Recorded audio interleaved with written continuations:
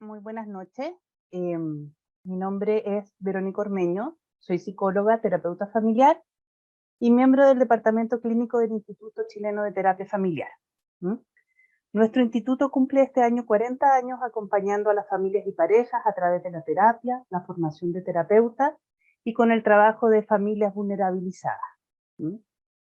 Este año, además, nuestro instituto se suma al recuerdo de los 50 años del golpe militar. Estas son las dos grandes actividades en las que estaremos este año. Y hoy nos encontramos en este ciclo de conversaciones abiertas para hablar de autismo y familias, comprensión desde la neurodivergencia.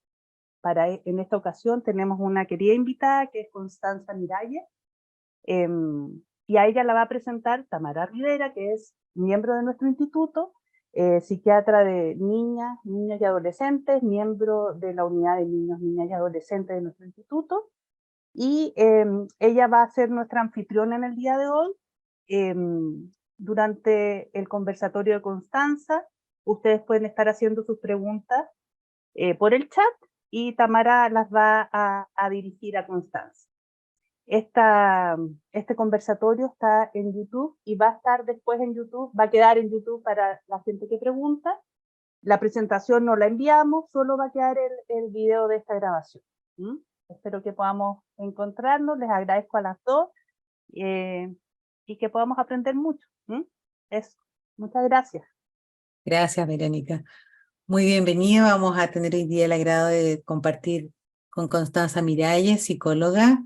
Ella es psicóloga formada en la Universidad Diego Portales, se realizó además un magíster en la Universidad Mayor, es especialista en la condición del espectro autista en todo el ciclo vital, tiene una formación amplia y diversa, entre esos ha realizado el diplomado de trastorno del espectro autista de la Universidad de Chile, que dicta a la población de niños, niñas y adolescentes, está acreditada en el test de A2, TOS y ADR por el Instituto EGAIN de la Universidad de Barcelona, es proveedora Pierce de la UCLA, Estados Unidos, es diplomada también en terapia de juego en el Centro Metáfora acá en Chile, ha hecho un diploma en autismo en niñas y mujeres en la Universidad de Mar del Plata en Argentina, y también es docente del Instituto del Grupo Palermo y pronto también es la directora de un diploma que va a dictar la Universidad Mayor a propósito de trastornos del espectro autista en la población infanto-juvenil. Muy bienvenida, Constanza, muchas gracias por estar con nosotros. Te voy a invitar a compartir pantalla para que nos compartas tu presentación y luego nos vamos a reunir para algunas preguntas.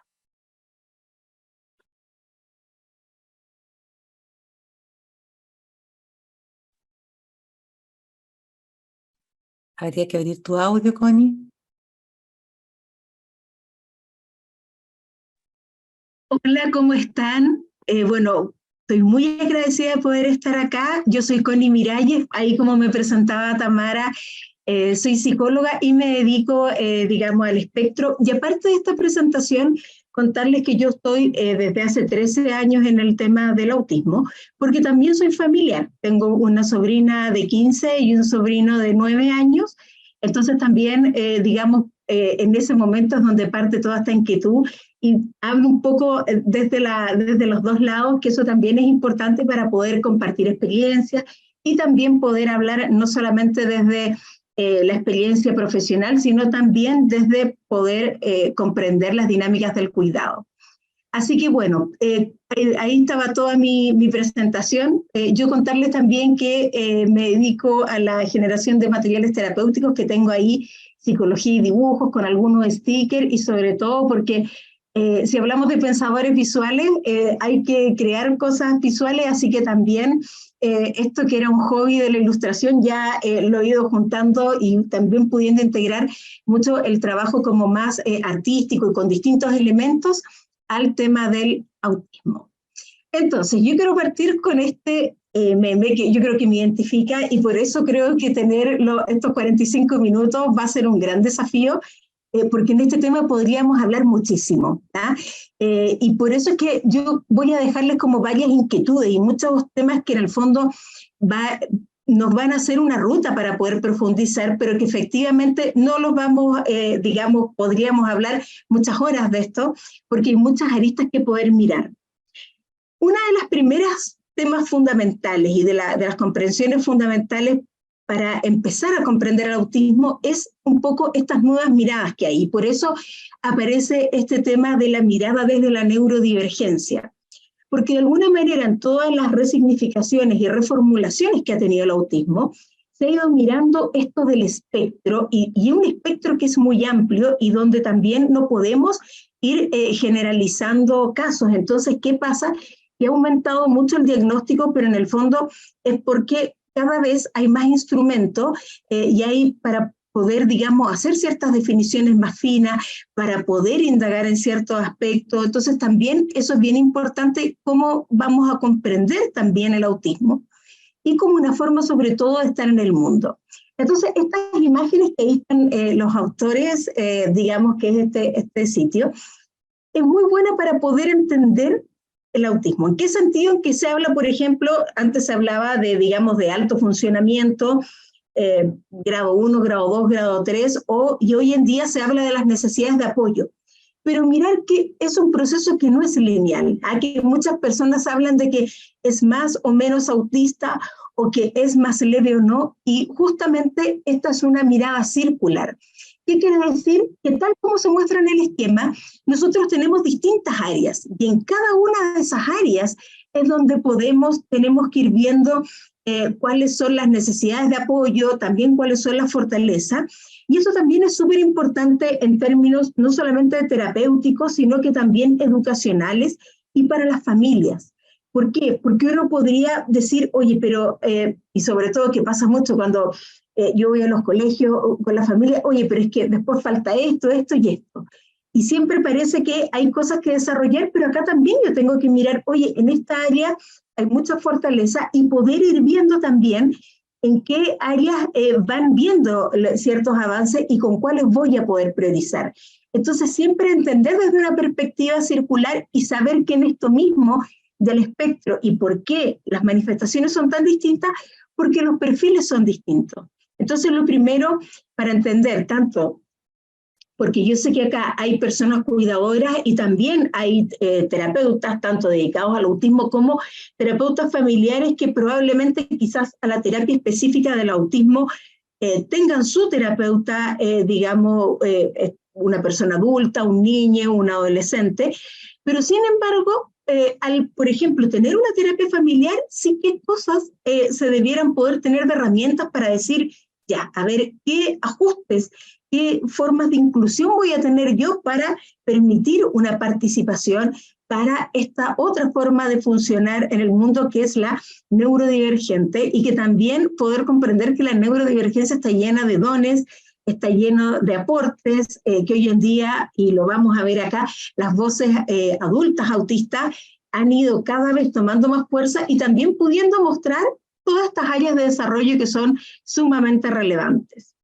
Entonces, bueno, yo les decía, a mí me gusta el humor, y también recordemos siempre que una de las características de las personas autistas es ser pensadores visuales. Entonces, todo lo visual se usa mucho, y acá está este meme que es, no habrá segunda cita, pero al menos sabrán que neurodiversidad y neurodivergencia no son lo mismo. Y esto es bien importante porque yo veo en todos lados que se habla de la neurodiversidad como que fuera sinónimo de neurodivergencia, incluso en algunos avisos como en lugares establecidos dice fila especial para personas neurodiversas, y uno respira y dice, es neurodivergente, pero bueno, es para que, por eso es que digo, por lo menos van a salir conociendo esto, y es entender que primero todos somos neurodiversos. ¿En qué sentido? En que nuestros, digamos, tenemos distintos cableados de cerebro, o sea, esto es parte de la diversidad natural de lo que es, digamos, nuestra forma de conectarnos con el mundo, de cómo se cablea nuestro cerebro, de cómo son los estímulos sociales que tenemos. Pero sin embargo, cuando nosotros hablamos de lo neurodivergente, es que acá hay una variación en el funcionamiento. Y de alguna manera acá también se instala este símbolo del infinito. ¿Por qué se ha ido y por qué las comunidades cada vez, digamos, discrepan más del uso del puzzle? Porque el puzzle, el símbolo del puzzle antiguo hablaba del misterio del autismo, como que fuera algo que no se comprendía, y no. Resulta que en la medida que yo voy comprendiendo cómo se funciona y cómo funciona una persona neurodivergente, en realidad empieza a ser bastante lógico, bastante predecible y muy acompañable el proceso de cada persona. Entonces empiezo a poder entender esta otra forma de funcionar, y también ya deja de ser un misterio, sino que justamente cada persona va descubriendo, como lo puede hacer también una persona neurodiversa, cómo funciona y cuáles son los ajustes que necesita. Y el infinito y multicolor tiene que ver, aparte de las posibilidades infinitas, con todo este amplio espectro que nosotros podemos ver y que hace que también tengamos que un poco resetearnos, sacar muchas veces estas etiquetas que están, o estos paradigmas que están más antiguos, y poder mirar, digamos, el espectro como una globalidad. Y dentro de este liderazgo y esta mirada, y por eso es que quise hablar esta comprensión desde la neurodivergencia, que cada vez más literatura la pone como un nuevo paradigma en la forma de la comprensión del autismo, y por eso algunos hablan de condición, otros hablan de simplemente autismo. Es primero la emergencia muy potente de la comunidad autista y de las voces adultas de la primera persona. Y que eso, digamos, no solamente nos permite acceder a la vivencia, poder mirar la forma de funcionar, sino también poder comprender desde la primera persona cómo han sido las trayectorias vitales y qué podemos nosotros aportar en su propia historia para poder atender a las necesidades de las personas, más que como especialistas pensamos que son sus necesidades, porque acá también hay una mirada de que yo tengo que atender las necesidades de apoyo, pero no es tratar de que una persona sea como neurotípica o normalizarla, sino que con toda su identidad neurodivergente pueda tener su mejor calidad de desarrollo, pueda tener una mejor calidad de vida, bienestar, y poder desarrollarse plenamente. Cada vez también hay más empoderamiento y activismo de las personas cuidadoras. Acá la presentación es autismo y familia, pero la verdad es que nosotros vamos a hablar de personas cuidadoras. ¿En qué sentido? En que no solamente en la familia, hay veces que los cuidadores, digamos, esta familia que a veces uno elige, o también otros actores que van participando, entonces quiénes están al cuidado, y también cómo las personas cuidadoras, según las necesidades de apoyo, tienen más o menor protagonismo, o quizás en edades más tempranas del ciclo del desarrollo hay mucho más protagonismo, pero en la medida en que se van desarrollando la autonomía, que se va desarrollando las actividades de vida diaria, obviamente que se va dejando la autonomía a la persona. El tránsito a la vida adulta, ese es un tema que también ha sido una inquietud, y que también es una inquietud como profesionales, digamos, de poder cada vez tener más, digamos, profesionales formados en términos de la vida adulta, y sobre todo no solamente pensando en las trayectorias vitales de nuestros pacientes hoy en día, sino también en que hay muchos adultos que han tenido lo que llaman el diagnóstico tardío. A mí no me gusta decir tardío, me gusta decir el diagnóstico adulto, porque creo que nunca es tarde, y que en el fondo siempre se puede comenzar, y que es bastante revelador y muchas veces permite tener una tremenda explicación de muchas cosas que pasaban para una persona cuando logra tener, digamos, su diagnóstico en la adultez. Entonces, ¿qué tenemos nosotros? Que las necesidades de apoyo centradas en la persona neurodivergente, comprender su perfil en el espectro, o sea que en el fondo hay muchas formas de manifestarse, y yo tengo que entender cómo funciona esta persona, porque a lo mejor la estrategia que es para un tipo de perfil puede ser nefasta para otro tipo de perfil, y ahí vamos a ver un poquito por qué. El desarrollo de habilidades. Acá no solamente vamos, digamos, a pensar en, comillas, compensar los déficits, que le llamamos las necesidades de apoyo, sino también qué habilidades en los intereses profundos. Antes se hablaba de los intereses restringidos. Hoy en día se habla de los intereses profundos, porque eso se ha visto que muchas veces este interés profundo es algo que no solamente estructura un sujeto para la vida adulta, sino que también, por ejemplo, es un espacio de regulación, es un espacio para cómo familiares y terapeutas podemos acceder, digamos, a una persona, podemos explicar cosas desde el propio interés profundo. El tiempo de ocio y tiempo libre también. Entonces, por eso es muy necesario poder ir reformulando, y dentro de estas reformulaciones está qué es lo que pasa con los intereses. Y como desde ese interés yo puedo ir ampliando e incorporando novedad. Y otro punto que es súper importante es el sesgo de género. ¿Por qué? Porque antiguamente se hablaba que el ratio era 4:1. Y hoy en día cada vez esto se ha ido estrechando de 3:1, de 2:1. ¿Por qué?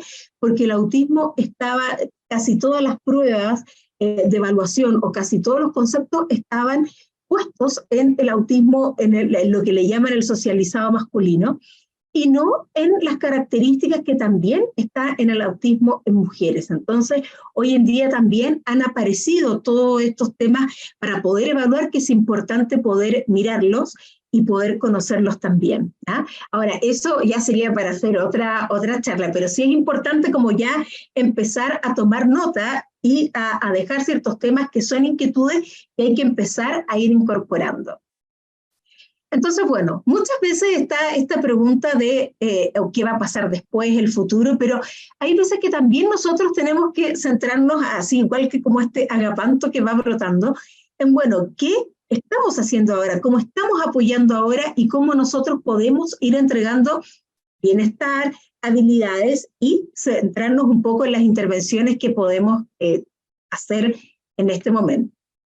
Entonces, ahora viendo un poco más el tema del autismo y familia, y también de las personas cuidadoras, pensar, bueno, ¿quiénes son los cuidadores? Y cómo también es el tema del cuidado, porque el cuidado, como les explicaba, obviamente que va cambiando, y también hay todo un tema, digamos, que pasa con las familias, de que a lo mejor hubo momentos en que hubo que haber mucho apoyo, soporte, protección, pero después hay otros momentos que hay que ir dando autonomía. Entonces, cómo ir pudiendo, digamos, manejar esos timings, cómo ir, digamos, soltando eso, cómo ir reformulando, es todo un trabajo personal que es bien importante.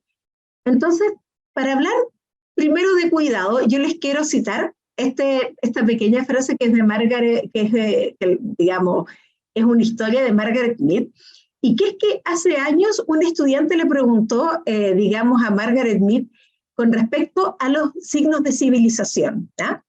Entonces, este estudiante, ¿qué esperaba? Esperaba que Mead hablara de anzuelos, de ollas de barro o piedras de moler, ¿ya? Por si acaso, si no saben, Margaret Mead es una muy conocida y muy destacada antropóloga que fue digamos, un tremendo aporte. Entonces, ¿pero qué dice este texto? Pero no, Mead dijo que el primer signo de civilización en una cultura antigua era un fémur que se había roto y luego sanado. Mead explicó que en el reino animal, si te rompes una pierna, mueres. No puedes huir del peligro, ir al río, o tomar algo o buscar comida. Eres carne de bestias que merodean. Ningún animal sobrevive a una pierna rota el tiempo suficiente para que el hueso sane. Un fémur roto que se ha curado es evidencia de que alguien se ha tomado el tiempo para quedarse con el que se cayó, ha vendado la herida, le ha llevado a un lugar seguro y le ha ayudado a recuperarse. Mead dijo que ayudar a alguien más en las dificultades es el punto donde comienza la civilización. Entonces, ¿por qué es tan importante poder comprender eso? Porque también esto es el cuidado, o sea, cuánto yo voy a asistir, y también después cuánto voy a dejar que la otra persona vuelva y retome su autonomía, y poder ir modulando ese tema.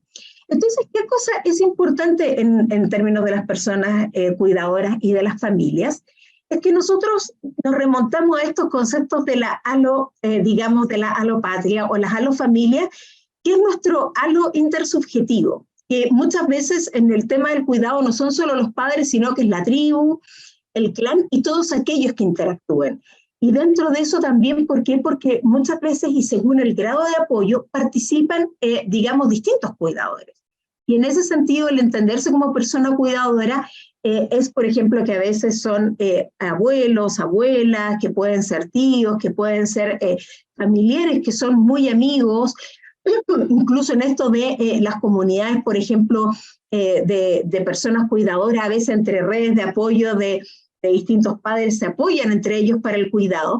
Entonces también comprender que en esto y en estas herramientas tiene que estar todo el clan o toda la tribu de cuidadores alineada. ¿Ah?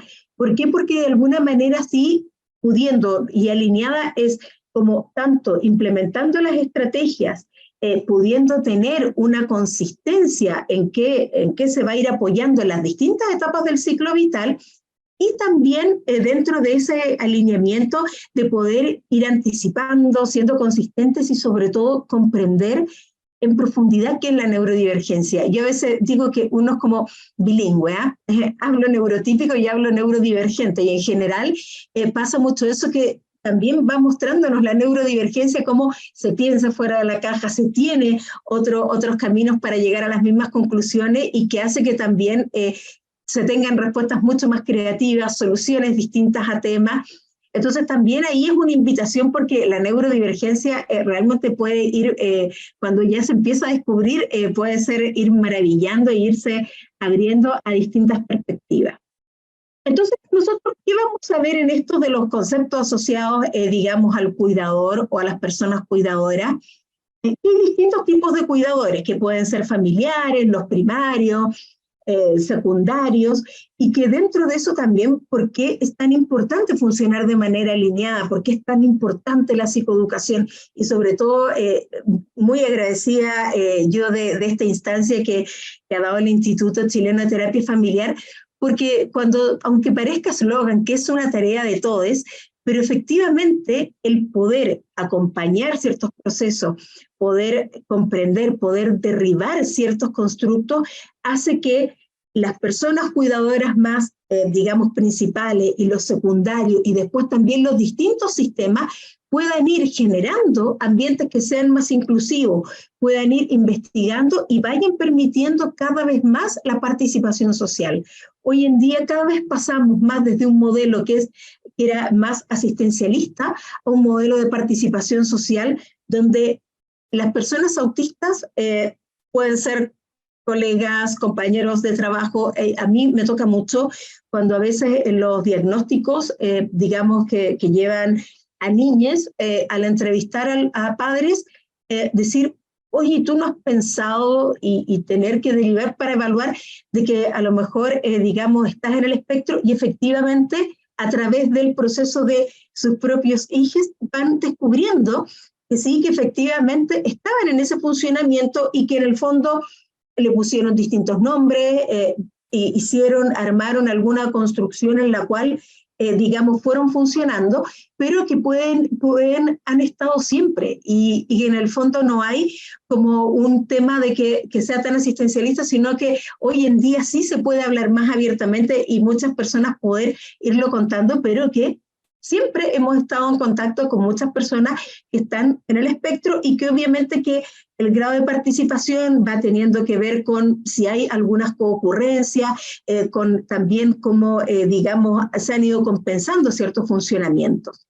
Y el cuidado también, ¿qué es lo que hace? Que organiza una forma de ser y estar en el mundo, ¿ah? Y se sincronizan emocionalmente. Entonces, ¿qué pasa? Que cuando nosotros hablamos de autismo y familia, no es solamente esta familia, la familia se transforma, y se transforma en una familia que ahora va a ser bilingüe, entre comillas, porque no solamente se va a basar en modelos neurotípicos, sino también en comprender y en ser una familia neurodivergente, una familia que quizás va a hacer ciertos ajustes, como por ejemplo, cosas muy concretas.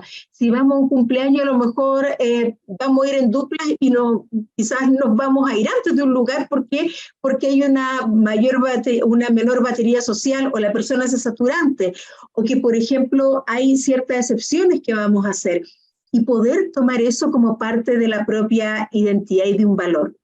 Ahora, en términos del cuidado, ¿qué es lo que hace en el cuidado? Están la asistencia, las tareas de apoyo, la atención física y emocional, también el consuelo, el apoyo, la contención, y también la diversión, el relajo y más. Y eso es bien importante, porque es una de las cosas que cuando muchas veces se mira esto de compensar déficit, entonces ya, pero hay que desarrollar esto, también hay que disfrutar, hay que pasarlo bien y hay que también enamorarse de esta neurodivergencia que está llena de cosas que puede ir aportando y en eso también tener un disfrute y poder reformular el cómo se disfrutan las cosas. Quizás voy a hacer otro tipo de actividades, quizás también no puedo esperar que la persona siempre se pliegue a mis intereses, sino que imbuirme yo en sus propios intereses y desde ahí ir encontrando espacio. Esto implica una reformulación tanto individual para las personas cuidadoras como también para el sistema familiar en global. Entonces, ¿qué cosas nosotros vamos a ver? Esto primero, resignificar las expectativas.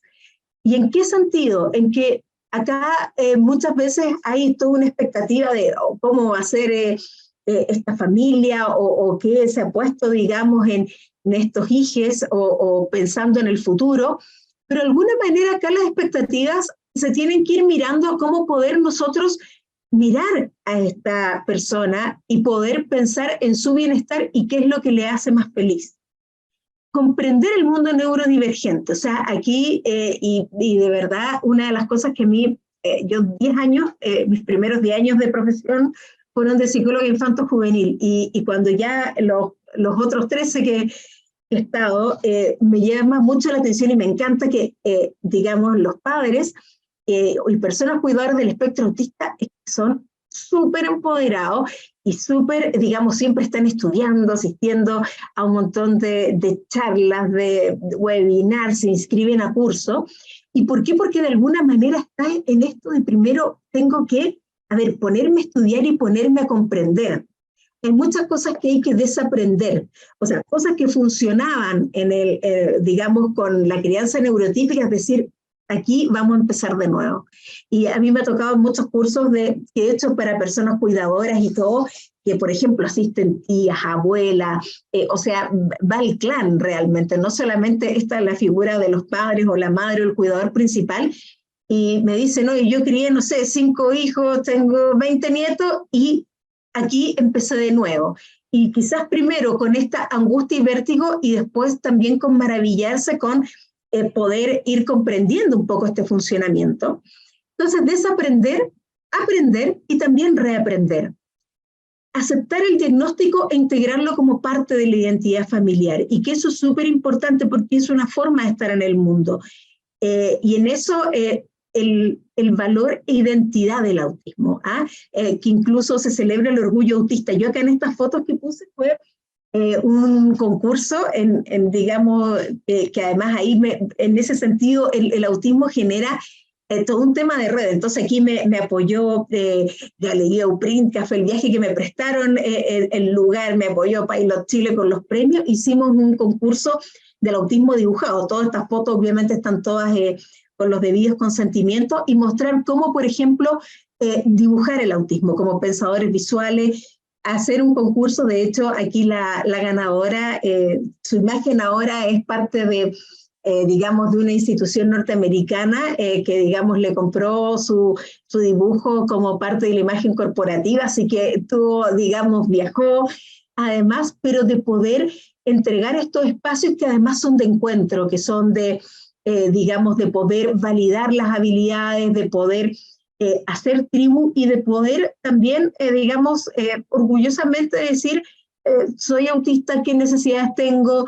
¿Sabes que tengo que hacer mi pausa sensorial? O me voy a poner un rato los audífonos, y poder validarlo como una forma de estar en el mundo, pero que sí también existen muchos talentos que se van desarrollando. Acá puse parte de la exposición. ¿Y por qué? Porque también es un poco poder generar estos espacios de encuentro, que nos permitan ir pudiendo como mirar talentos, poder ver que en estos intereses profundos, y cuando veamos un poquito de cómo es la función cognitiva, efectivamente se tiene un cerebro distinto que también tiene muchas habilidades. Entonces, dentro de eso es como nosotros también podemos ir validando esta forma de estar en el mundo. Entonces nosotros, ¿qué tenemos? Vemos distintos puntos de vista. por ejemplo, acá no me van a poder contestar como cuando hago clases. Yo, bueno, 18 años hice clases en el pregrado, entonces ¿qué ven? Pato, conejo, y unos conejos, pato, bueno. Acá ustedes sabrán qué ven primero. Pero la figura es la misma. ¿Y qué es lo que yo veo primero? Si veo, digamos, el conejo que sería mirando a la derecha y el pato mirando a la izquierda, ambos compartiendo el mismo ojo, tiene que ver un poco con que en el fondo cómo se van construyendo o a qué le voy dando prioridad cuando observo la realidad. Entonces, una de las primeras cosas, y que yo he hablado así permanentemente, es comprender que una persona neurodivergente es un pensador visual. Ese es su lenguaje nativo. Y desde ahí vienen muchas estrategias de cómo yo empiezo a ver cómo poder mostrarle cosas, como tanto desde las personas cuidadoras, desde los terapeutas dedicados específicamente al autismo, que eso ya lo saben ampliamente, pero también, por ejemplo, para un terapeuta familiar que no está formado en autismo, pero que sí en un proceso va a acompañar a una familia, cómo también sumarse un poco a poder hacer a veces pequeños ajustes, pero que hacen la diferencia. Entonces aquí, en esta mirada del infinito, ¿qué cosas nosotros tendríamos que mirar y saber? Yo no les voy a poder hablar de integración sensorial, bueno, eso es de los terapeutas ocupacionales, me encantaría, pero el tiempo nos pilla, pero sí tener algo muy claro. Muchas veces existía esta visión de que una persona autista era hipersensible. Entonces, si yo le preguntara a alguien así como estos programas antiguos, voy a la calle, así, dígame usted, ¿qué características ha entrevisto en la esquina? Y tú dices, no, le molestan los ruidos, ¿sí? O le molestan los estímulos, o por ejemplo, le molestan la etiqueta en la ropa o ciertas texturas, ¿ok? Pero ese es un perfil. Que es uno que se llama de hipersensible o de alto registro sensorial. Pero también tenemos otro perfil que es como hiposensible o, digamos,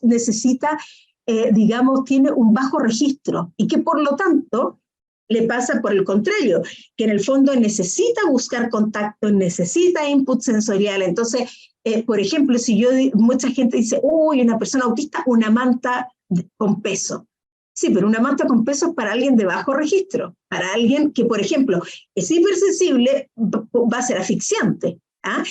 O, por ejemplo, no necesita que lo abracen fuerte. A ver, si es una persona que en el fondo tiene alto registro, yo siempre les pongo este ejemplo cuando dicen que no abrace. Yo les digo, imagínate que tú vienes de la playa, insolado, pero así como jaiba, y alguien llega y te dice, oh, les doy un abrazo y tú, ¡ah! Bueno, eso es. Entonces, yo tengo que preguntar.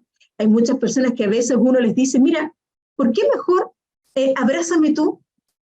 O vamos de poco, o por ejemplo, para muchas personas a veces ver la cara, no sé, los collares, los anteojos, imagínense todo esto, es mucha información, pero quizás si yo lo abrazo de la espalda, puede ser mucho más cómodo.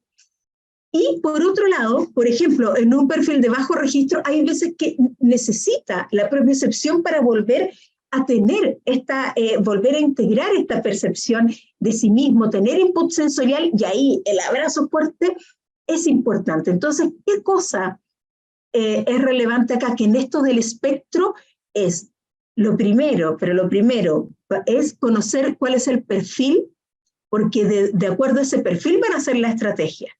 Porque, y ahí los terapeutas ocupacionales son los expertos en decir, mira, por ejemplo, tal persona se va a marear con esto, o al contrario, hay alguien que a lo mejor muchas veces para poder regularse necesita que lo balancee, por ejemplo. Entonces, ahí nosotros vamos a poder encontrar cuáles son las estrategias, pero siempre lo primero es cuál es el perfil sensorial. O sea, ahí como palabra clave, poner un post-it, perfil sensorial. Y si ustedes, por ejemplo, y acá hay muchos terapeutas familiares, van a recibir a alguien, listo, en la ficha lo primero, ¿cuál es el perfil sensorial? ¿Hay algún estímulo que le pueda molestar, que tenga aversión para no tenerlo? ¿Hay algo que necesite regulador que a lo mejor o yo lo puedo implementar en la consulta o pedirle a sus padres que lo traigan al proceso de terapia?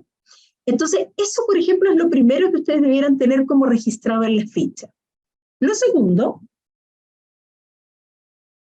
es que la regulación afectiva el sistema de amenaza funciona distinto, y aquí hay bueno, no vamos a entrar en este tema en profundidad, pero pasa que según también cómo entra la información sensorial, puede pasar en algunos casos que el sistema de alarma es mucho más sensible. Yo cuando a veces le he ido a explicar a los papás, les digo, imagínense que ustedes tienen en un edificio un sensor de humo, pero es tan sensible que en un departamento fuman mucho y suena la alarma de incendio y todos parten a las 4 de la mañana, no, están fumando. Bueno, eso le puede pasar a una persona. ¿Y por qué? Porque efectivamente los estímulos los está percibiendo más intensos. Entonces lo que fue, por ejemplo, para alguien un bocinazo, para esa persona es como tener, no sé, como 5 patrullas y además, no sé, los bomberos.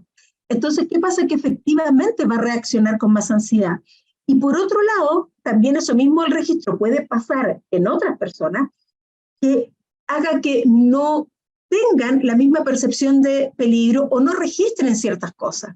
Y que a veces puede ser leída como que o no le importa o como no se da cuenta. Y efectivamente, eso es parte del trabajo de que entendiendo el perfil, le saco el juicio como de que esta persona es exagerada o que por el contrario, digamos, no le importan las cosas, y poder enseñar, educar, poder mostrar, también poder aprender a leer y a registrar estos temas.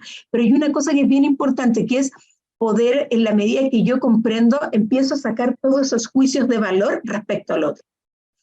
La función ejecutiva. Yo ahí me voy a detener un poco más para entender. Aparte que a mí me encanta el tema de la función ejecutiva, pero me voy a tener un poco más para poder comprender bien cómo es que se estructura el ambiente desde la función ejecutiva.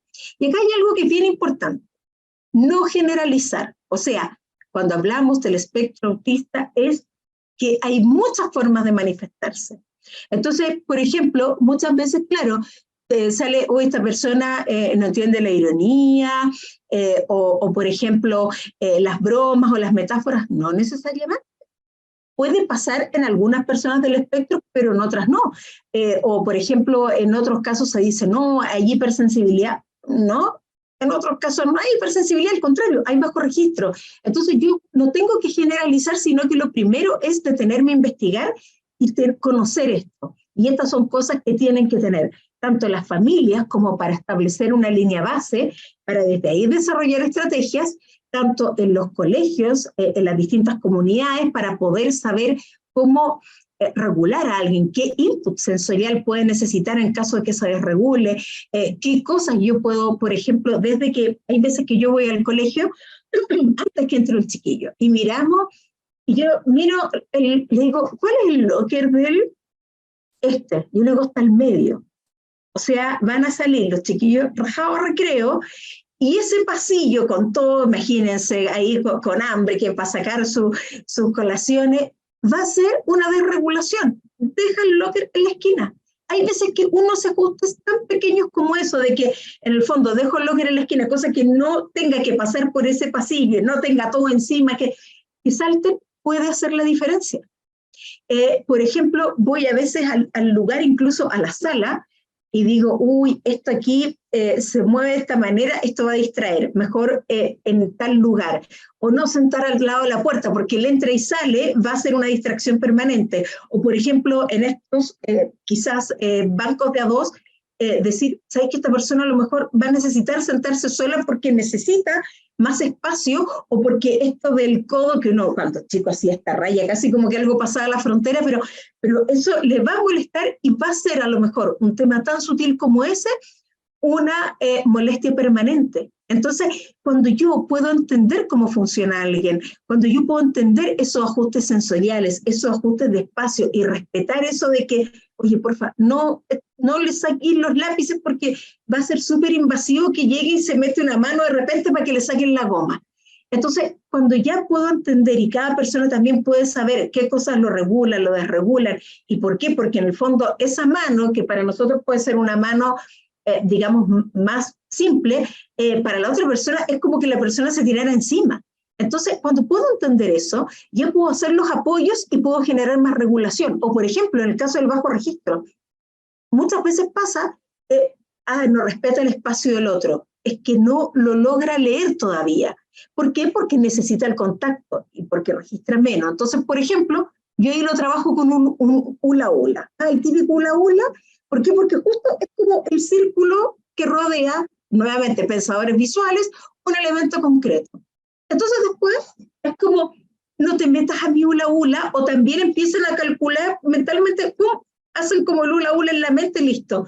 Aquí estoy bien o no me puedo acercar tanto porque ahí voy a estar invadiendo y me voy a meter al hula hula del otro. O sea, como uno tratando de meterse en una mente neurodivergente, de ser pensador visual, de poder tener algún elemento, no que dar por obvio de decir, ay, es que este es mi espacio. No, pues si yo pongo un espacio concreto, puedo decir, bueno, eso era. Entonces ahí está el cómo poder entender estos funcionamientos y así poder entregar estrategias que sean mucho más efectivas. Así que yo no tengo convenio con ninguna marca, pero les digo que el hula hula es algo que sirve mucho, para que lo tengan, porque de verdad que ayuda harto. Bueno, y acá en la función ejecutiva, ¿qué cosas? Y nuevamente, no necesariamente es igual en todas las personas, pero sí es importante comprenderlas. ¿Por qué? Porque cuando las comprendo, me puedo ahorrar bastantes, digamos, temas de desregulación. Entonces, por ejemplo, el hiperfoco. Cuando yo estoy hiperenfocado, que es un don, el hiperfoco, pero ¿qué pasa? Que ese don hay que saber administrarlo, porque un cerebro neurodivergente funciona en base a intereses. Entonces, cuando algo le gusta, puede hacerlo, estar mucho tiempo en eso. E incluso a veces olvidarse no sé, de ir al baño, de hidratarse, de comer, o se le pasa la hora. Entonces, de hecho, a mí me han llegado casos y que muchas veces me llegaban como encopresis, entre comillas, y yo decía, no, ¿sabes qué?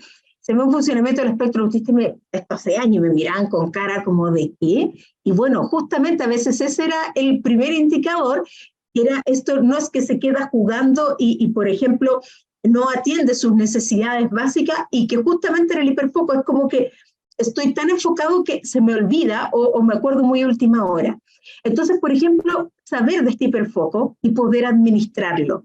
Y eso ayuda mucho. A veces se puede hacer con un reloj, con alarma, con la persona que sepa, oye, ya tengo que hacer una pausa, pero también el estar hiperenfocado es también es un don y es algo que puede ser súper valioso. Yo tengo que saber cómo tomarlo. El monotropismo. En la mente monotrópica es que va como por un tema a la vez. Entonces, por ejemplo, imagínense alguien, yo por ejemplo que trabajo, que tengo muchos colegas que funcionan en el espectro, que se está trabajando en algo y de repente le pregunto algo nada que ver. Y la persona, oye, pero es que estamos haciendo esto. Ay, pero sí, un minuto. Es que no es un minuto. A la persona la estoy sacando un superfoco y además estoy poniendo otro tema y resulta que estoy distrayendo todo ese proceso. Entonces, para un neurotípico que dice, oye, esta persona que exagera, si le pregunté esto, es porque, claro, como tiene una mente politrópica, es como va y vuelve, pero que no. Justamente, este monotropismo es que, a ver, ¿sabes qué? Esto que saltan de un tema acá, me pierdo. A ver, terminamos de hablar de este tema, entonces pasamos al otro. Y desde ahí también se puede comprender mucho mejor y también evitar que esto me lo reporta mucha gente, que dicen como que le dicen, ay, que esta persona que exagerada, porque como que tiene que hacer un tema y no puede pasar de un tema al otro, y no, pues tengo que entender la mente monotrópica y que también permite también trabajar muy bien en ciertas cosas en las cuales las personas neurodivergentes son mucho más efectivas que las personas neurotípicas. El pensamiento visual, y que eso es fundamental, tener todo tipo de elementos visuales, y la tolerancia al disconfort.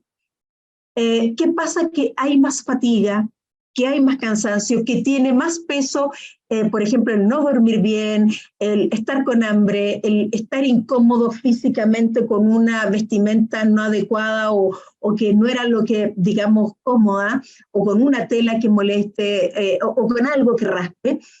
Y generalmente acá nuevamente, porque hay esta vez es muy instaurado esto, pero del aguante, ¿no? Resulta que efectivamente se destinan más recursos para poder mantener la estabilidad.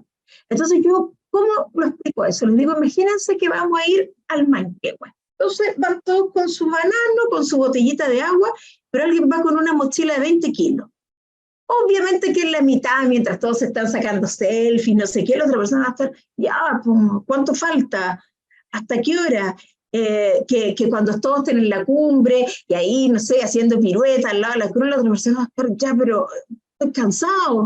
Entonces, ay, pero pucha, viste que no participas, pero oye, si estamos todos subiendo, sí, pero ojo, todos estos temas sensoriales, de regulación afectiva, hacen que se destinen más recursos. Entonces, también es importante tener mucho ojo, por ejemplo, en cuidar de no, digamos, que una persona no se fatigue, en poder hacer los ajustes necesarios en colegios, en universidades, que también, por ejemplo, la familia comprenda que se tiene una batería social más limitada y que a lo mejor, digamos, dicen, no, los niños se tienen que quedar en la mesa hasta que terminemos. No, quizá, obviamente que hay una condición distinta, y como se dice, a situación excepcional, regla excepcional, y no, porque está bien que se vaya unos 20 minutos con su iPad a escuchar música porque necesita la pausa sensorial, porque igual que en el cerro, va con la mochila de 20 kilos, entonces necesita más pausas, se necesita más descanso, necesita un momento dejar de hablar con la gente y poder ir a caminar, darse una vuelta, buscar, ponerse a dibujar, lo que sea su elemento de regulación. Por eso es que nosotros hablamos de lo que se llama los ambientes inclusivos y ajustes necesarios. Yo tengo acá, por ejemplo, el Centro Altruye, que es uno de los centros que trabajo. Miren, por ejemplo, esto. Sirve, los que sean acá tenistas ya saben dónde pueden dejar sus pelotas que no les sirvan. Pero, por ejemplo, esto de que la silla. Y hay veces que también los otros que no, levanta la silla. Esto puede ser una tremenda ayuda. Acá en la Galería Uprint, que es donde hicimos la exposición, también pusimos pictogramas y apoyos visuales. Entonces, ¿cómo yo le explico a alguien? No, es que aquí no se entra, pero en los otros lugares sí. Pero miren, aquí se muestran todas las herramientas que se usan y, bueno, ahí está el taller. O sea, ya lo miré y entendí que ahí no, porque ahí es donde trabajan y que acá es la exposición. Entonces yo estoy ahí plegándome justamente a entender el lenguaje visual y qué permite que ese mapa visual me entregue un mapa de qué va a pasar, me permite predecir, me permite saber qué elementos hay, y obviamente en un ambiente que es más predecible, que es más comprensible y que es más accesible, puedo participar mejor socialmente. ¿Por qué? Porque en el fondo me siento en un ambiente que es más seguro. Y bueno, ahora, obviamente, que pedir los ambientes inclusivos y ajustes necesarios, tenemos una ley de autismo, que yo ahora la saco, pero para todo, así que, pero que también da un soporte a poder, digamos, ahora ya no es como, yo siempre decía que antes uno conquistaba voluntades y ahora no, ahora, digamos, ya hay que subirse a este carro. Entonces, por ejemplo, ¿qué cosas son importantes? Y poder entender, y esto mirado para los sistemas escolares, para las familias, también para, digamos, los distintos terapeutas, el conocerse. ¿Yo por qué ocupo ese guión? Porque hablo, por un lado, de las personas cuidadoras, pero también de la propia persona, porque uno entrega habilidades para la vida para que no se dependa siempre de un otro, sino que, también la persona pueda implementar y saber cuáles son sus estrategias reguladoras, poder decir, por ejemplo, no sé, como un chiquitito les dice, están en la semana al colegio y hay un parlante ahí y él les dice, tengo espectro, así que me voy a ir un rato para allá, vengo al tiro, y que pueda saber, digamos, cómo se va a ir a abordar. Entonces, primero, conocer los intereses profundos. Como terapeutas familiares, como personas cuidadoras, personal del colegio, ustedes, todos los que quieran ser amables con el autismo, conocer los intereses profundos de la otra persona, preguntarle, investigar, dar un espacio para que se pueda expresar. ¿Por qué? Porque ahí está su mundo y eso es algo muy valioso. Segundo, conocer qué elementos pueden desregular. ¿Por qué? Porque ahí yo puedo anticipar, puedo prevenir o puedo saber si, por ejemplo, mucha gente va a desregular, yo me puedo anticipar y moverme un poco antes. Si, por ejemplo, una piñata, imagínense que es caótico, a lo mejor yo, esa mamá del cumpleaños, puede decir, oye, yo te tengo aquí tu bolsita de dulce. Ya, entonces ahí, después que pegándose, pero no importa, yo a esa persona le entregué su bolsa de dulce porque la piñata va a ser desreguladora. Entonces, doy detalles así, podría darles así como estos tips, pero podría estar hasta mañana. Por eso es que estoy tratando de ser lo más breve, pero para darles como ciertos ejemplos de cómo uno puede hacer eso. Conocerse y validar y respetar los espacios de regulación, de que de repente necesita hacer una pausa, de que de repente estamos en un almuerzo y necesita ir a darme una vuelta al jardín y volver, y que no es como, ay, pero que no, qué mala educación o que se tiene que quedar sentado. No, acá la familia cuando se resignifica como neurodivergente entiende que ese espacio es validado. ¿Ah? Acompañar, preguntar, o sea, desde que alguien entra, oye, el ventilador está bien, necesitas que la persiana ajusto, o sea, poder preguntar primero por todo el tema sensorial, no dar cosas por supuesto. ¿Ah? Contar con apoyos visuales y materiales para expresarse. Entonces, por ejemplo, ¿qué tips podemos tener nosotros? Y aquí algunas ideas tengo yo para terapias familiares, para distintas, digamos, o para las casas y todo. Primero, tener apoyos visuales. Este sitio, que es Arasac, el portal de Aragón, tiene material descargable libre, de libre acceso, gratuito, lleno de pictogramas de lo que se les ocurra. Así que, por ejemplo, en las consultas, en los colegios, en los lugares que ustedes tengan, podrían tener, igual como ahí lo puso Prince, muy simple, buscar algún apoyo visual y decir, yo voy a tener esto acá. Y eso ya hace la diferencia. ¿Ah? O podrían tener otro tipo de apoyo visual, no tiene que ser necesariamente ese.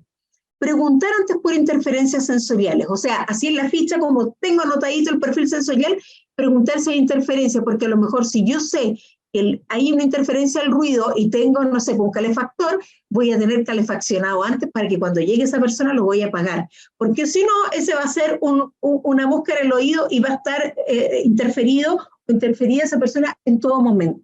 ¿Ah? Entonces yo poder saber o si algo tengo que sacar, no, o sea, es que hay una fobia a las plumas, listo, hay lugares donde tengo los animales invertebrados escondidos en un lado, las plumas en otro lado, porque uno también, eso es parte de ser amable con el tema.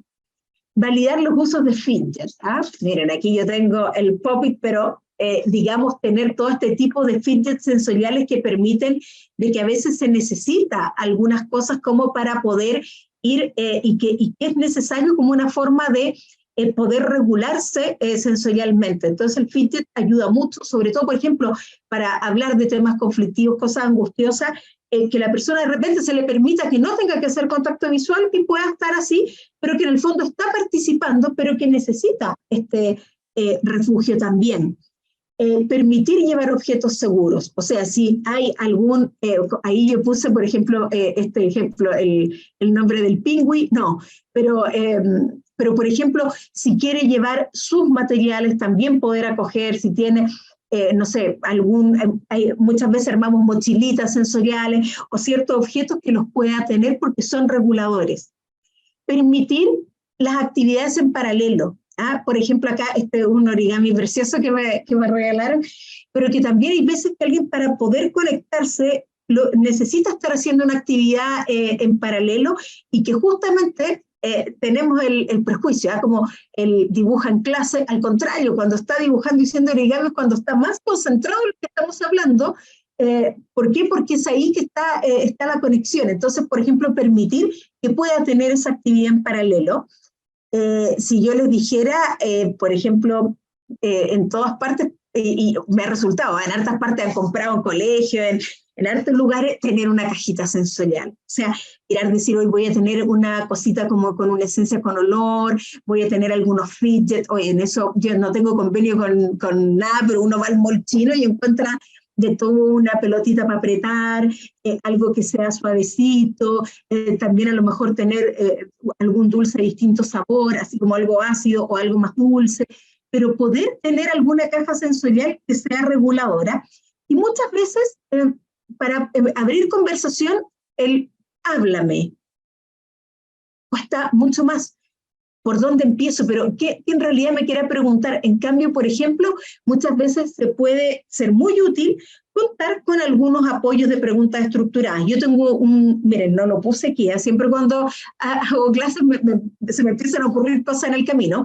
Yo tengo un tablero abierto en Pinterest, donde tengo un montón de, así como láminas de preguntas estructuradas que uno puede hacer, como por ejemplo, para abrir conversación, checklist, cosas que me molestan, cosas que me gustan, cosas que me hacen feliz, distintas preguntas como de juego, o por ejemplo acá tenemos este juego didáctico de distintas preguntas, o buscar, pero que en el fondo cuando yo abro una pregunta y doy el pie, eso era, que no sabía exactamente qué era lo que quería que le contestara. Entonces, siempre tener un apoyo de preguntas estructuradas, de juego, o alguna escala, de algo puede ser termómetros, por eso les digo que ahí todos esos apoyos visuales son súper útiles. Hay lo otro, en el ambiente inclusivo, por ejemplo, esto, si de repente molestan los zapatos y su comodidad es sin zapatos, bueno, sin zapatos. ¿Por qué? No sé, porque acuérdense, situación especial, también tengo que respetar las reglas especiales y que sea un ambiente más amable. Por ejemplo, acá yo tengo, este mono es de figura humana, pero este fue un invento, le llaman palín, le he puesto hartos nombres, pero por ejemplo, a veces cómo puedo expresar una emoción y que no sé cómo decirla, pero quizás la puedo matizar en este mono. Y puede ser súper explícito y puede ser súper potente esa expresión. Acá tengo un montón de fidget, los venden en todas partes, por ejemplo, también cuando se dan estrategias, dar estrategias concretas, por ejemplo, respira. No, o sea, también es como ya respiro, pero sí, siempre estoy respirando. Pero, por ejemplo, miren acá, respira como si hueles una flor, bota el aire como si soplas una vela. Listo, yo puse una imagen mental, incluso aunque yo lo diga verbalmente, pero la persona, cuando yo le dije como que hueles una flor, se vio oliendo una flor, se vio soplando una vela. Listo. Entonces ahora empiezo a entender, huele una flor, soplo una vela. Tener como ciertos elementos. Aquí, por ejemplo, hay ciertos elementos que pueden ser súper decidores, como aquí yo tengo los patos, que me encanta el pool, pero que en el fondo que también pueden ser unas grandes ayudas. Stickers, aquí de, por ejemplo, poner límites, usar objetos que sean conocidos. Yo aquí hice una colección de stickers, ¿sabes? Porque había tan poco material antes que fue necesario poder generar herramientas. Este es un juego de hilo con meme, nunca lo regalen, porque es bien censurable, pero una vez que ustedes censuren un montón de tarjetas y un montón de preguntas, es súper útil usar memes, stickers como apoyos. Comprender lo que significa muchas veces estar en una jungla sensorial. Y acá, perdón, que para poder ir avanzando y poder entender que también hay distinta batería social. Entonces, muchas veces las personas tienen que poder descansar un poco antes. Y para ir terminando, entonces yo me quedo con esta frase que, digamos, ilustrarla para también ser pensador visual, que muchas veces cuando se recibe un diagnóstico es como a veces se cierra una puerta, pero se abre un universo entero. Así que bueno, ya estamos ahora en la pausa para poder atender las preguntas. Yo voy a dejar de compartir pantalla, ya veo ahí, yo tengo que regularme con la hora, así que ya vi la cara de Tamara ahí que me dio la señal de Batman para entonces estar atenta a las preguntas que puedan tener. Oh, muchas gracias, Connie. Mucha información, muchas ganas de seguir curioseando. Y felizmente hay algunas preguntas como que he ido dando respuesta en estas orientaciones y lineamientos a la familia. Entonces, hay varias preguntas. Vamos a tratar de escoger algunas que unen otras. De la familia, por ejemplo, preguntan, interesante porque se repite de distintas maneras. ¿Cuál es el momento más oportuno para entregarle el diagnóstico a un niño? Y también te comento al tiro otra pregunta de familia a propósito de eso también. ¿Cómo abordar a los hermanos?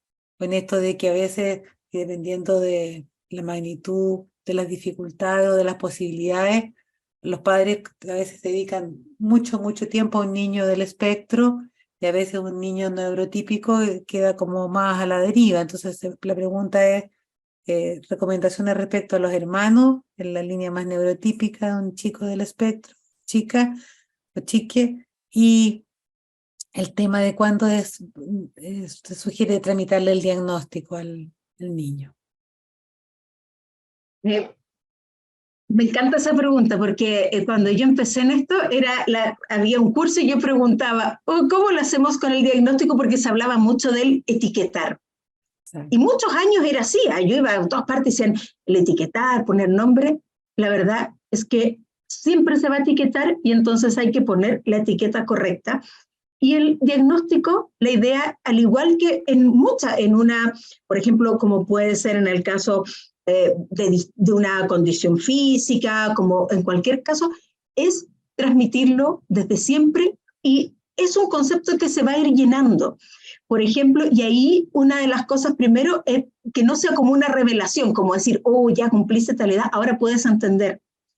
Por ejemplo, hay veces que abrimos el diagnóstico con chiques de 4 años. Entonces yo le hago unos monos los florks. ¿Qué le gusta a la mamá? No sé.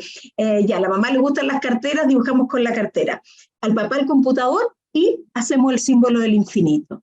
Y a veces ellos dicen, no, estoy en el espectro, otros dicen autismo, muchos dicen, tengo una mente diferente, pero lo integran, entonces después, quizás en ese minuto no se entiende, pero ese símbolo del infinito, eso está, y ese concepto se va llenando, pero en la medida que se va comprendiendo, lo sabe desde siempre. El tema de la revelación, como de repente tengo que comunicarte esto, es mucho más complejo. Por otro lado, por ejemplo, yo hago intervenciones en los colegios y una de las cosas que hago mucho es, por ejemplo, explicarlo con ciertas metáforas. Entonces, por ejemplo, no tengo acá mano, pero llevo el iPad y el Android. Entonces digo, miren, estos son distintos sistemas.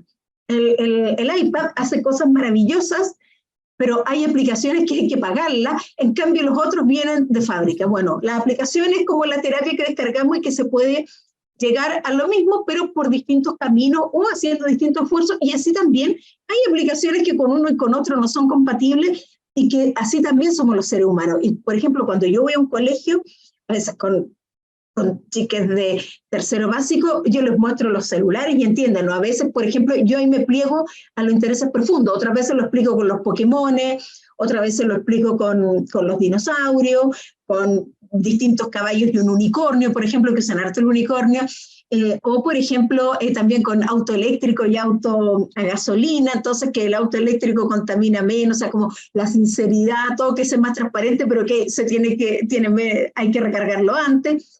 Y de distintas maneras, pero la idea es que sea desde siempre e incluso poder transmitirlo también al curso, a los compañeros, a la comunidad, como algo natural. Entonces, y de verdad que eso es lo que más ayuda, más que hacer una revelación, digamos, abrupta y en síntesis.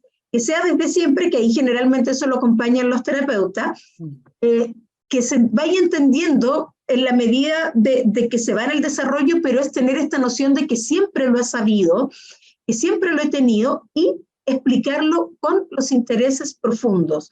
Y esa es la mejor forma para poder comprender, digamos, el proceso. Muchas gracias. ¿Algo respecto a los hermanos en la inclusión en esto? Bueno, en este sentido, también cuando yo hablaba de la resignificación de la familia, es también decir, bueno, somos un equipo y poder, digamos, no solo, o sea, hacerlos partícipes, darles funciones, también, digamos, asumir un poco lo que les toca, que efectivamente hay ajustes que se van a tener que hacer, hay lugares que a lo mejor no van a poder ir todos y que va a tener que ir, no sé, pues la mamá se va a quedar con uno y el otro va a estar allá, y también poder desde ese mismo proceso dar los espacios para poder verbalizar lo que les pase con eso, pero también poder resignificar y poder mirar el aspecto resiliente, de empatía, de la capacidad de adaptarse, y desde la propia, quizás cuando a veces podemos tener más dificultades, de poder valorar las cosas que yo puedo hacer. Entonces, uno puede resignificar esto y tomarlo como un valor, como un valor tanto para los hermanos y también para la familia, pero siempre dando el espacio para poder hablar, dando espacio para poder verbalizar también, digamos, todo lo que le esté pasando, y hacerlo como un equipo en familia donde los hermanos son partícipes, hacen ayudas, tienen ideas, cooperan en cosas, inventan estrategias. Entonces también tengo que dar lo que se llama la agencia a los otros niños para que sean co-creadores de esta forma de ser familia. Muchas gracias. Otra pregunta que va apareciendo es de las comorbilidades. Si pudieras comentar algo sobre las personas del espectro autista y la posibilidad que hagan cuadros depresivos, y algunos ponen el acento también en los trastornos de la alimentación. ¿Qué comentarios, qué alertas darías al respecto? Bueno, una de las primeras cosas que hoy en día en este paradigma se habla de las coocurrencias. ¿Ah? ¿Y por qué de las coocurrencias? Porque muchas veces nosotros se parte de que no, o sea, el autismo no es despatologizarlo, y que yo voy haciendo una mirada en la globalidad, y ahí voy viendo, por ejemplo, si en esta persona hay algún tema de ansiedad, si, por ejemplo, hay algún tema voy analizando, como yo les decía, en este círculo las distintas áreas y haciendo una evaluación global de cuáles son las necesidades de apoyo. Efectivamente, hay contundente, digamos, evidencia de que hay una correlación importante entre, digamos, los temas de la conducta alimentaria con el espectro, y eso está ampliamente documentado.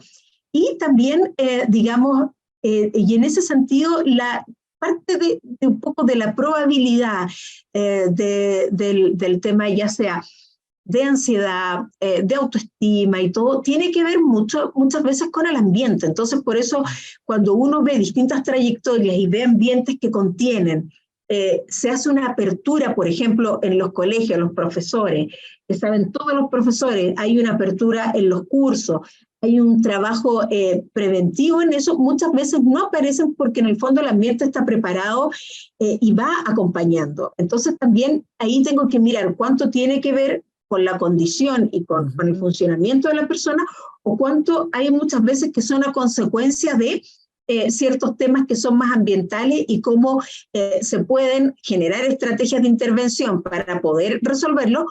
Y muchas veces hoy en día, con toda la información que se tiene y un diagnóstico temprano, ser proactivos en eso y anticiparse e ir haciendo esos procesos previos. Entonces, por ejemplo, el acompañamiento de vida, pensando en la transición universitario, muchos universitarios, por ejemplo, yo el jueves voy con alguien, voy a la universidad, miramos, calculamos de la entrada hasta dónde, cuánto nos vamos a demorar en llegar, uno habla con el encargado de inclusión del lugar. Entonces, uno va anticipándose y ya va viendo que las experiencias son súper exitosas. Entonces, en ese sentido, toda esa anticipación y desplegar todos los dispositivos posibles es una ayuda bien importante. Y sí, efectivamente se dan esas coocurrencias también. En el caso de mujeres hay que estar con harta atención al tema de la menarquia, y en la adultez a la menopausia.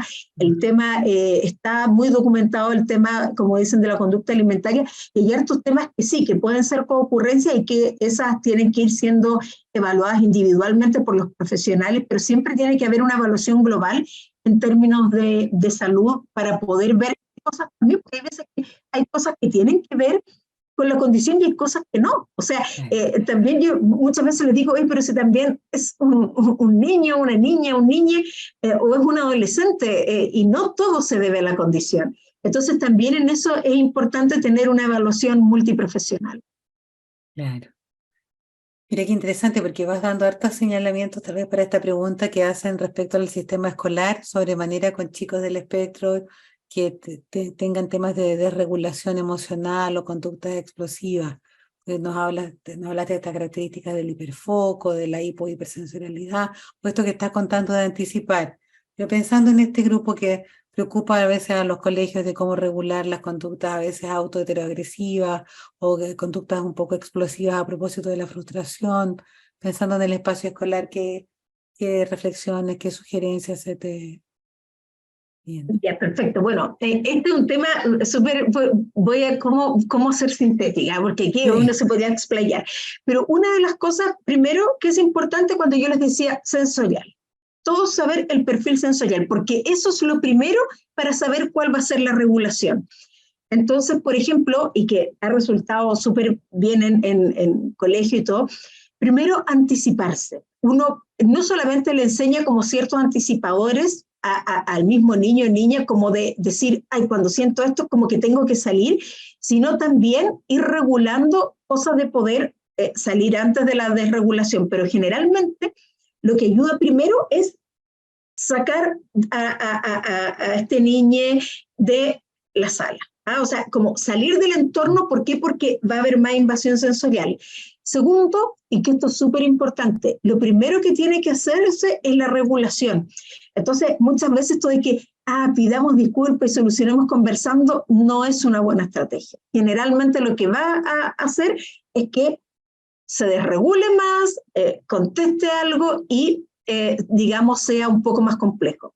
Entonces, una de las grandes sugerencias, primero, la regulación sensorial con los elementos que ya sabemos que le sirven. O sea, puede ser, mira, ponte tus audífonos y vamos a ir a dibujar, vamos a ir a correr. Por ejemplo, yo tengo un chico que a mí como me gustan las aves, le puse el tema de las aves, entonces ya aprendió, no, voy a ir a observar las palomas, inventa, por ejemplo, arma todo, hoy se pelea esta paloma con esta, o las cotorras, pero y darles espacio para ir a observar. Otros, por ejemplo, ver un video de YouTube administrado, porque obviamente no lo puedo bajar todo el tiempo, pero sí quizá, y poder buscar qué cosa, o ir donde sus fidget toys, etcétera, y primero regularse. En ese momento también es súper importante que muchas veces está esta tendencia como muy neurotípica, voy y te miro en los ojos y quiero saber, no. Hay veces que eso también puede ser invasivo, entonces, junto con saber cuáles son las necesidades, y eso también es una información que debieran entregar los cuidadores, que debieran ir los profesionales a los colegios a observar o tener reuniones con el equipo, porque eso es lo primero, o sea, uno debiera y entregarlo por escrito, estos son los tips, esto tenemos que hacer. En muchos casos yo me reúno, voy al consejo, ahora online, pero muchas veces voy a presenciar al consejo con todos los profesores al inicio de año, o sea, no vamos a esperar que llegue una regulación, esto lo vamos a hacer antes, para que justamente poder trabajar con esto, y todos tienen el crisis plan, digamos, que hacer. Pero, por ejemplo, ayuda una cosa muy simple, es sentarse hombro a hombro. Yo muchas veces cuando trabajo, no trabajo frente a frente, nos sentamos silla hombro a hombro, generalmente con un elemento al medio, que tiene que ser un elemento de interés profundo, o el Pokémon, o el mono, o lápices para dibujar, etcétera, y voy mirando intermitentemente y voy acompañando. Ahora, si yo sé que, por ejemplo, puede tener bajo registro y que a lo mejor puede haber una desregulación muy fuerte, una de las cosas que se sugiere es, por ejemplo, abrazar, pero por la espalda. Y muchas veces mecer, porque a veces esta información vestibular y propioceptiva regula, y solamente tener lo que se llama una frase ancla, que es una frase que todos dicen la misma siempre, ya va a pasar. Con otros hacemos de los surfistas, viene la ola, o no sé, llevemos toda la nube, lo que sea. Entonces uno puede con ese elemento ir regulando. Hay otros, por ejemplo, que hacemos con temas concretos. Por ejemplo, hay algunos que quieren decir un montón de cosas, entonces con una bolsa de papel, para no andar contaminando, tome la bolsa de papel y, pero dilo así, pero imagínate que dices todos los garabatos que quieres, listo ya. La bolsa de papel se fue. O en otro, inflar un globo. Entonces, vamos a inflar este globo, pero cada vez que estoy enojado, y después, ¡pum!, tiramos el globo al universo. Ya se fue esto. O sea, cuando yo tengo materiales sensoriales, puedo usar un referente visual, porque el globo, la bolsa como para decir las palabrotas, tener el lápiz para rayar, no sé qué, y después ya romper el papel, picarlo, hacerlo así 1000 pedacitos y tirarlo. Ese tipo de descargas pueden ayudar mucho, y que permiten, porque también se necesita una descarga muchas veces corporal, y justamente permite como poder hacer eso, y ya volvemos a la regulación. Esas estrategias que son bastante simples, pero en general cuando le he ido a dar a los colegios han resultado bastante, o sea que tienen los globos rojos, la bolsa de los garabatos y así. Hay mil cosas que se le ocurren, hay un montón de cosas que se le han ocurrido a los chiquillos y que yo las encuentro genial, y digo, ya, permiso, pero la voy a apuñar y la voy a lanzar al mundo, porque son estrategias que se le han ocurrido de regulación que pueden ser súper útiles. Muchas gracias. Tenemos poquito tiempo, pero una última pregunta. Preguntan aquí ahora, ¿cuál sería la utilidad práctica de la ley de autismo que contaste con tanta alegría y a todos nos trae como también como esperanza? Preguntan, en la familia hoy día en particular, ¿en qué me aporta la ley de autismo? Y también asociar esa pregunta y otra que dice, ¿tiene esto que ver con el carnet de discapacidad? Ah, ya, bueno, miren, ahí yo creo que ahí hay harto más que poder, que hay que poder mirar. La verdad es que la ley está recién promulgada, no es una Sí. garantía, y menos puedo yo decir, pero sí yo lo puedo hablar desde como mi propia experiencia como terapeuta, que por ejemplo uno siempre pide, digamos, los colegios se piden ajustes, hay colegios que son muy amables, acogen, pero en otros también tienen ciertas reglas. Entonces, en ese sentido, el hecho, por lo menos, y en mi experiencia, por eso les digo que ahí quizá habría que llamar a un abogado para hablar de eso, pero yo, hablando de mi experiencia como psicóloga, les puedo decir que valida mucho más que se puedan hacer estos ajustes. ¿Por qué? Porque ya no son cuestionados. Yo ya no tengo que apelar a la buena voluntad del colegio, de ir a hablar, sino que hay una ley, entonces, digamos, nos dicen caja sensorial y compran la caja sensorial al colegio. O implementan una sala de regulación, o tienen un encargado de inclusión y se contrata una persona para eso, o invierten en formar y capacitar a docentes. Entonces, en eso, y eso yo sí lo he visto y lo he palpado, pero creo que la ley es papel y en el fondo hacer la realidad es algo que lo vamos a poder evaluar con el tiempo. Pero sí, para los profesionales nos permite poder ya no tener que pedirlo por favor, sino que poder, digamos, pedir ciertas garantías que son legales. Y por otro lado, todo el tema del tema del carnet de discapacidad y es bien importante el tema de la credencial. Eso digamos, tiene varias ayudas y también el Registro Nacional de Cuidadores. Quizás eso, entendernos ahora, porque es un tema que es bastante largo, Claro. pero que sí, yo les digo que consulten en el Senadis, infórmense de eso, hay harta información en, digamos, acceder. ¿Por qué? Porque es un tema que es bien importante. Yo quizás por eso es algo que es extenso, que quizás también hay personas que están mucho más formadas que yo como para darles esa información, pero les digo desde ya que sí hagan, hay hartas cosas, por ejemplo, que desde no tener restricción vehicular, poder usar cierto estacionamiento, hay muchas garantías y ayudas que se dan en distintos aspectos, por ejemplo, bueno, ¿se acuerdan ustedes de la pandemia, el tema de la salida? Pero hay hartos aspectos son relevantes y que tema, por ejemplo, en los aviones, por ejemplo, digamos, hay hartas ayudas en lugares de transporte, lugares públicos, hasta de supermercado. Entonces, es súper amplio y yo lo que les puedo decir es que vayan, revisen todos los documentos, en el Senadi está todo disponible, porque ahí es un tema que sí, es importante revisar, y también del Registro Nacional de Cuidadores, de inscribirse ahí, porque, digamos, como dicen la frase, cuidar es un trabajo. Exacto. Oh, Connie, muchas gracias. Quedan muchísimas preguntas. Agradecerte tu presentación, como alguien pone allí, el respeto con que muestras hacia la población neurodivergente o neurodiversa, o debiera ser para toda la población neurotípica. Se agradece tu optimismo, tu creatividad, y siempre es como así, amplía mucho la mirada y las posibilidades. Yo creo que esta imagen que muestras de que se cierra una puerta pero se abren muchas, es muy señero cuando tú presentas. Preguntan mucho cómo seguir informándose. Yo creo, tú tienes tu página en Instagram, ¿cierto? Sí. Ahí Y ojo, yo en la página de Insta, bueno, es que este tema, a ver, yo también quiero dejarle el bichito, o sea, sí, porque pues, obviamente que en los 45 minutos esto es como un barniz, o sea, esto investiguen, acá eso. podemos, o sea, yo agarro un chale y me puedo quedar hasta mañana conversando, pero lo que sí les quiero plantear, sí, en el Instagram yo además cito o sea, voy en las historias reposteando de muchos sitios que son de muy buena calidad. O sea, no es información que genero yo, sino que en el fondo me permite a mí mirar y decir, oye, este contenido es de buena calidad, entonces lo voy a subir story, y la gente que me sigue dice, voy a seguir esta cuenta.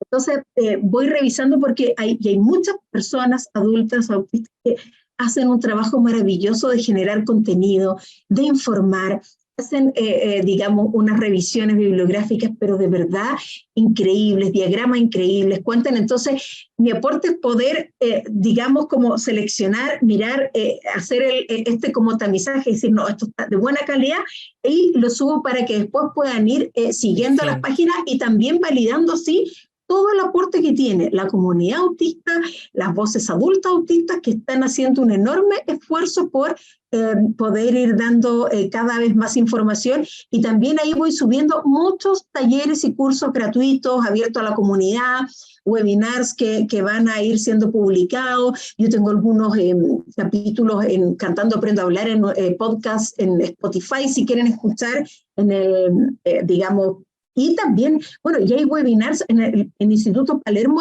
he hecho webinars y entiendo que dejaron grabados en los videos, y ahí quizás a mí me falta armar el canal de YouTube para juntar los videos que he dejado en todos lados y subirlos, pero eso será, no sé, voy a necesitar ahí a alguien que me ayude a hacer ese trabajo, pero ahí tienen un espacio, y el Instagram es @Connie_Miralles. Eso, ahí la Vero la puso también en el chat, ¿cierto? Ojo, les digo que Connie_Miralles, claro, eso. ¿cierto?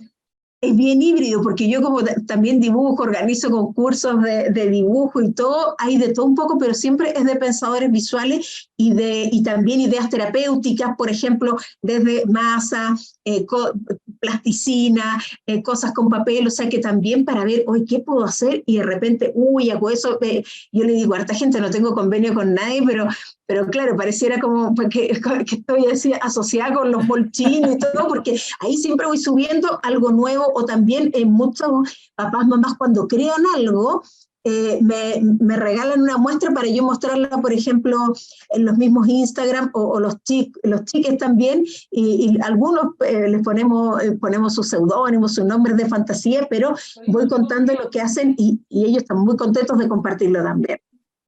Muchas gracias, Connie. El equipo pide que te quedes un ratito cuando ya cerremos, ¿cierto? Y invitar a toda la comunidad a nuestro próximo conversatorio, que es el 29 de agosto. Va a ser la familia, barreras y facilitadora de un envejecimiento activo en sus seres queridos mayores. Vamos a transitar a otra parte del siglo vital. Buenas noches a todos y muchas gracias por su asistencia, y nos estamos encontrando. Chao.